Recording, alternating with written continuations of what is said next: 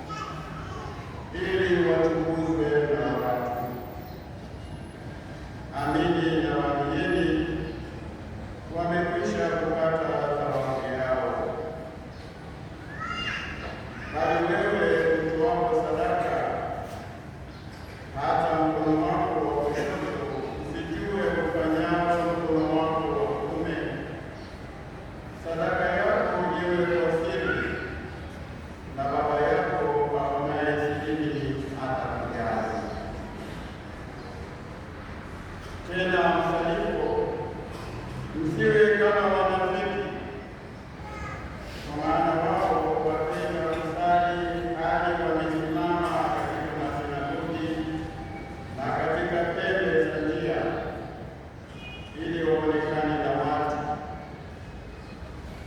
Amini nawaambia, wamekwisha kupata thawabu yao.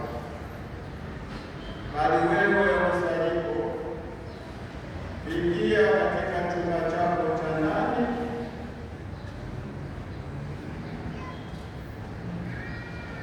ukiisha kufunga mlango wako, na usali mbele za Baba yako aliye sirini, na Baba yako aonaye sirini atakujaza. Tena mfungapo, msiwe kama wanafiki wenye uso wa kukunjamana, maana hujiumbua nyuso zao ili waonekane na watu kuwa wanafunga. Amini nawaambia, wamekwisha kupata thawabu yao. Bali wewe ufungapo, jipake mafuta kichwani, unawe uso, ili usionekane na watu kuwa unafunga, ila na Baba yako aliye sirini, na Baba yako aonaye sirini atakujaza.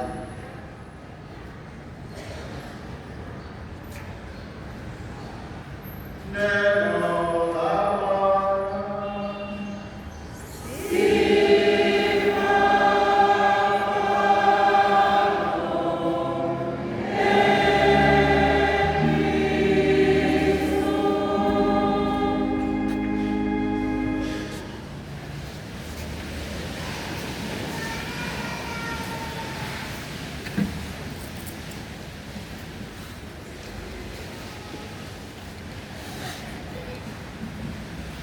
Ndugu zangu katika Kristo, tumeanza msimu au kipindi au muda wa Kwaresma. Kipindi hicho kimo katika kalenda yetu ya liturujia. Kipindi hivyo kimo katika utaratibu wa mwaka wa liturujia. Katika mwaka wa liturujia kuna vipindi ambavyo Mama Kanisa anatuwekea ili tutafakari juu ya wokovu wetu uliopatikana kwa upendo mkuu wa Bwana wetu Yesu Kristo kujitoa kwetu ili atukomboe. Na kipindi hivyo vina majina yake. Kuna kipindi cha Majilio, na katika kipindi cha Majilio tunaanza mwaka wa Kanisa. Mwaka wetu wa Kanisa unaanza katika Dominika ya kwanza ya Majilio, na katika kila mwaka kuna mwaka A, mwaka B na C. Tunaongozwa na Injili. Mwaka A tunaongozwa na Injili ya Mtakatifu Mathayo, mwaka B Mtakatifu Marko, mwaka C Mtakatifu Luka. Wote hawa ni Injili. Na katika mwaka baada ya hapo, katika mwaka kipindi cha Majilio naingia Krismasi, na baada ya Krismasi tuna majuma kama 6 hivi, tunaingia katika kipindi cha mwaka wa kawaida, kipindi cha mwaka, na kisha tunaingia kipindi cha Kwaresma, na baada ya Kwaresma tunaingia kipindi cha Pasaka, na kisha tunapata kipindi kingine cha mwaka wa kawaida. Na vipindi hivyo vyote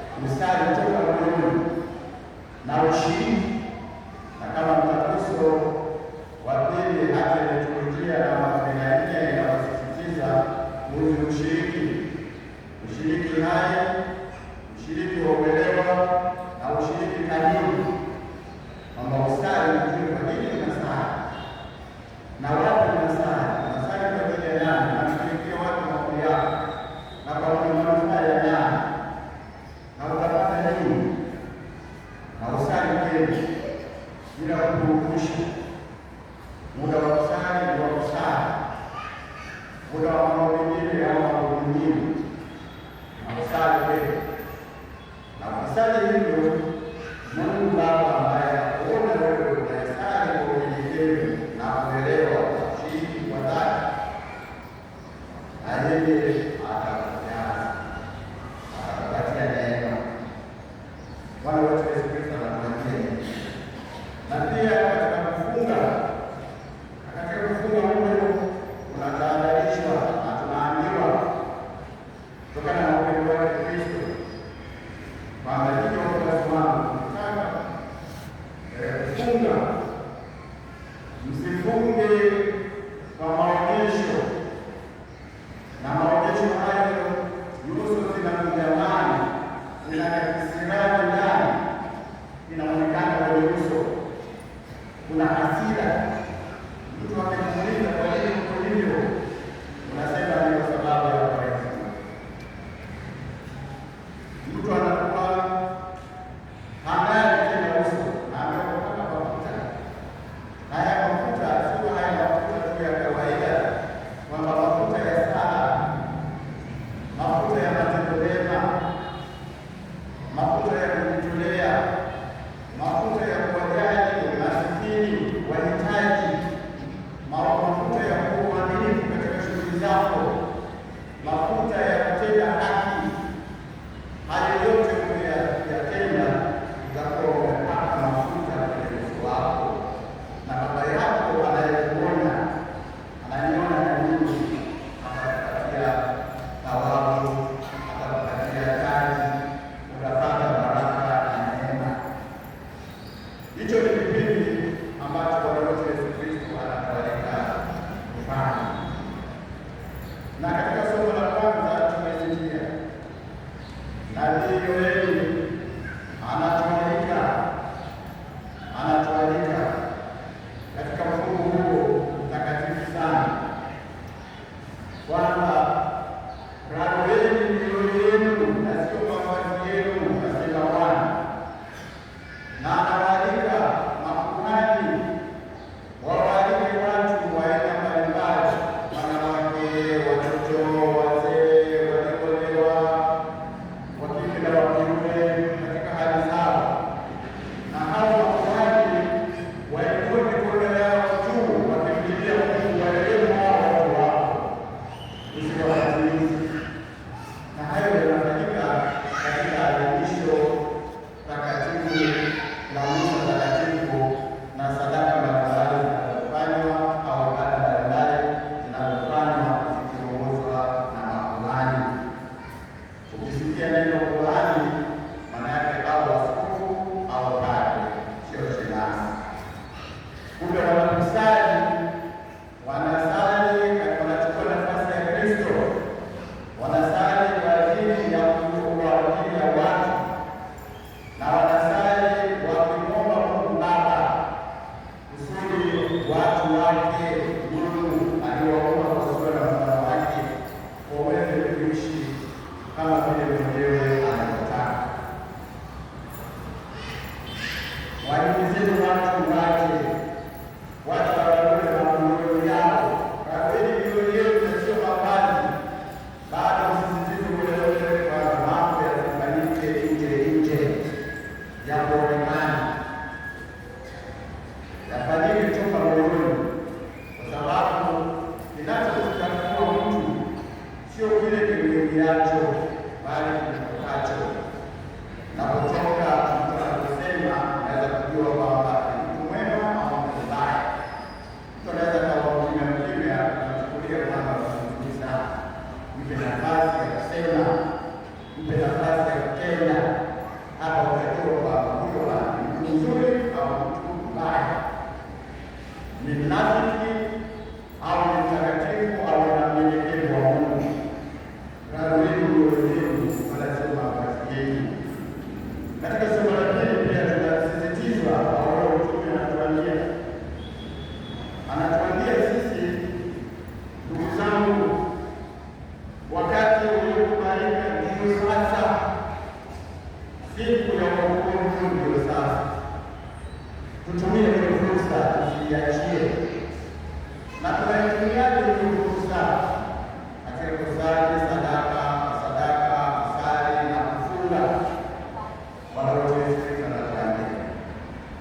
Lakini zaidi hapo sasa, sisi katika siku hizi 40 tunafunga namna gani? Kwa mfano tunafunga namna gani? Tutafunga kwa chakula kama wenzetu wanavyofanya. Mfungo wetu sisi sio wa chakula, ingawaje utaratibu siku ya leo ya Jumatano ya Madini ni siku ya kufunga, na siku ya Ijumaa ni siku ya kuacha nyama, kula nyama. Kuna msisitizo huo, lakini tunafunga namna gani? Baba Mtakatifu Paulo wa Sita ametuelekeza vizuri mfungo huo bila kujiingiza katika mazingira ya unafiki. Mwaliko huu wa kufunga ni kwa ajili ya wote. Sisi tunaalikwa, wote tunaalikwa kufunga, lakini tunafunga kwa utaratibu unaofaa. Na utaratibu ni huu: mfungo kwa kufunga chakula. Kufunga chakula ni kwa wale wenye umri kuanzia miaka 21 na kuendelea mpaka 60, na watoto walio chini ya miaka 14 hawapaswi kufunga chakula. Na kufunga chakula sio unafunga milo yote, wala chakula mlo mmoja, na wakati huo unaweza kula vitu vyepesi laini, lakini sio vinywaji wala sio kuvuta sigara. Naona vinywaji vikali, vinywaji vya pombe, vinywaji sio maji wala soda, hivyo vitu laini na wewe. Kumbe kwa uangalifu, kumbe yule ambaye anaweza kufunga yeye kutokula chakula au asubuhi mpaka jioni na anaweza kutekeleza majukumu yake vizuri, huyo afanye. Lakini utaratibu ni kwamba watoto wadogo hawapaswi kufunga chakula, na vile vile na wagonjwa na wazee hawapaswi kufunga chakula.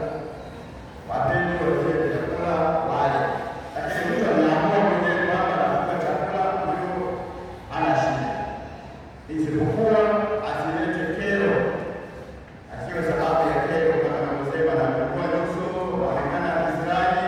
Kimuuliza nini? Kwaresma. Kwaresma ni kipindi kitakatifu, akipaswe kurushiwe madogo, ni kipindi kitakatifu.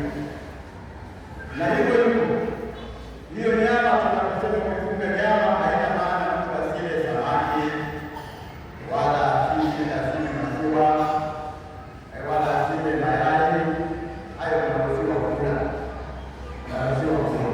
Sasa kwa wale ambao wanafunga chakula, kile chakula ambacho gharama yake inapaswa kunufaisha wengine au chakula kile kunufaisha wengine, sio ile gharama ya chakula unaweka kwenye mikono. Basi wakati unapofika kusherehekea Pasaka, basi unatoa kitu chako, basi na wewe unaweza kujinafasi zaidi. Hapa unapoteza thawabu ya kipindi cha Kwaresma. Sisi kipindi ni kipindi pia cha kuwajali masikini, wajali wazee, wagonjwa, watoto, kuwatunza kwenye familia. Na kwa watoto ambao hawafungwi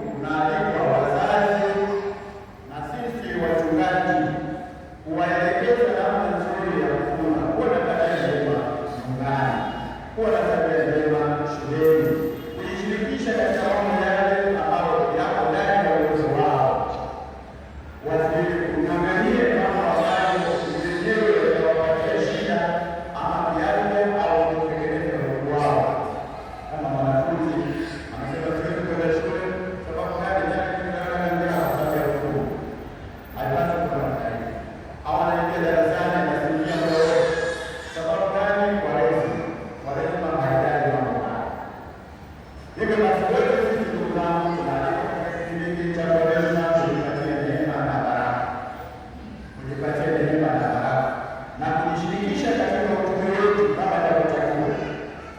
Na huko nyumbani tunapaswa au wakati huu ni wakati mzuri sana wa kutafakari neno la Mungu, kusoma Biblia na kutafakari katika familia zetu. Unaweza kuandaa meza hapa, unaweza kuandika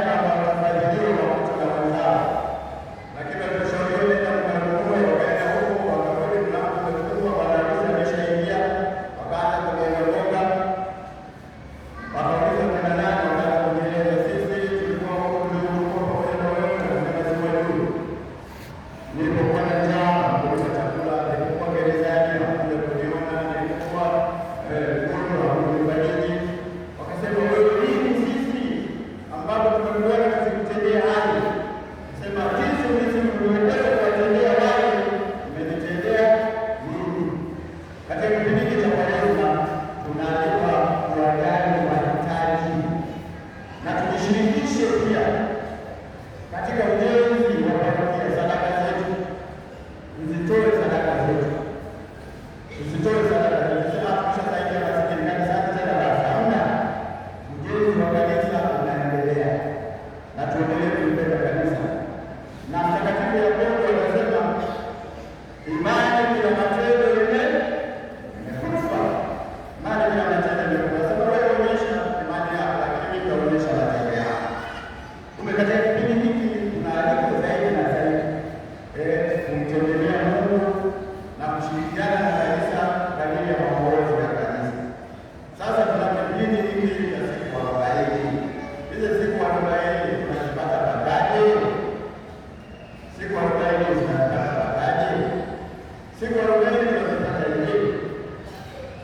Katika kipindi hiki cha Kwaresma kuna majuma 6. Kuna majuma 6. Majuma hayo 6, kila juma kuna siku 7. Lakini katika siku 7 kuna siku moja inaitwa Dominika. Inaitwa Dominika. Na Dominika ni siku ya Bwana, maana yake Pasaka ndogo. Na katika utaratibu wa kufunga, Dominika alihesabiwa kama siku ya kufunga. Kumbe hiyo inatolewa. Na hata kwenye siku 6, Jumatatu mpaka Jumamosi. Kumbe 6 katika majuma 6. 6 mara 6 ngapi? 36. Sawa. Sasa hizo 36 hizo siku 4 tunazipata wapi? Siku hizi 4 tunazipata kuanzia siku kama ya leo.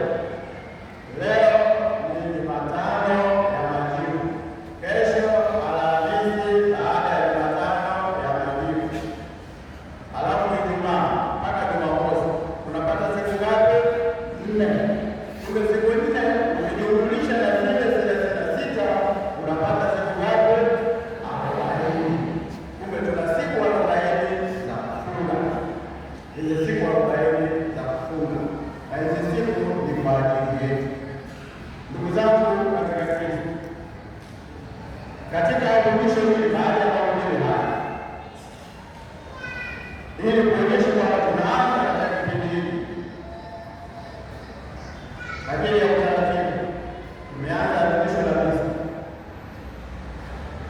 Inapata maana Bwana awe kwa desturi, tunapaswa kuwa na tendo la toba na kumwomba Mwenyezi Mungu au na namna nyingine, lakini haikufanyika hilo tendo.